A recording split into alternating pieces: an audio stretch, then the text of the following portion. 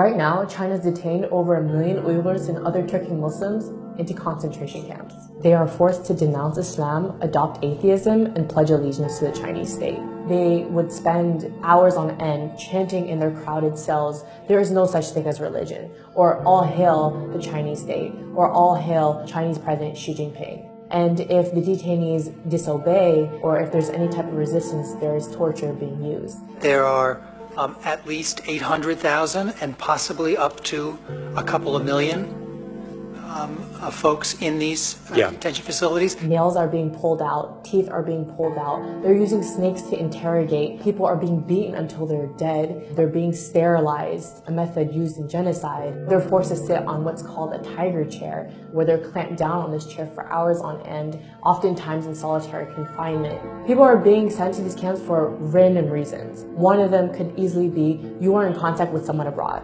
You have a family member abroad. You engage in religion. So if you pray, if you mention the word God in your speech, if you fast, any type of indication that you are practicing religion, that is enough for you to be sent to the camps. And thousands of people have actually been transferred from these camps to prisons. One of my relatives in early 2017 got put inside one of these camps. Last November, he came out dead. One of my relatives got sent to a camp because he went to the United States to attend my cousin's wedding in 2014. Last August, he got sentenced to 15 years of prison. Many of my relatives, we don't know if they're alive or dead. And there's not a single Uyghur who doesn't have at least one family member in these camps or some form of detention or prison.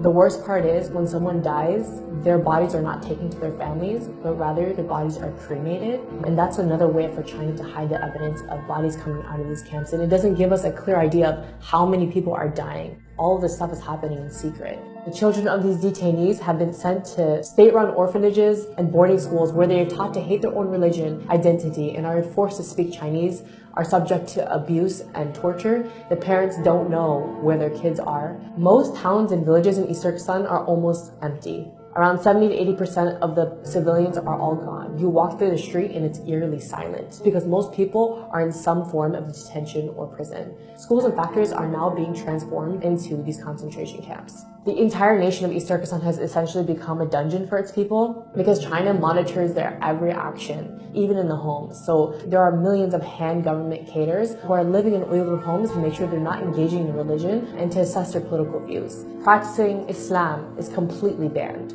So for me to even say something like, "Oh, I'll see you tomorrow, God willing," is prohibited because you said the word God. Even having an Islamic name is a crime. So you have to change your name from a name like Muhammad or Fatima to an ethnic Han name. Thousands of Uyghur women are also forced to marry ethnic Han Chinese men. And this is another way to get rid of the next generation of Uyghurs. So why is China cracking down on Uyghurs and Turkic Muslims specifically? East Turkestan is really rich in minerals and resources, so by putting people into camps and basically carrying out an ethnic cleansing, China is attempting to maintain tight control over the mineral-rich land. You might wonder why the world has been really silent about this whole issue, and it's because of a few reasons. Number one, China has tightly controlled its media, so a lot of what's happening can't really be revealed outside to the rest of the world. Number two, even when people know about it, or even when governments know about it, they are forced to remain silent due to Chinese pressure and their economic and strategic ties to the country. So the question is, what can you do?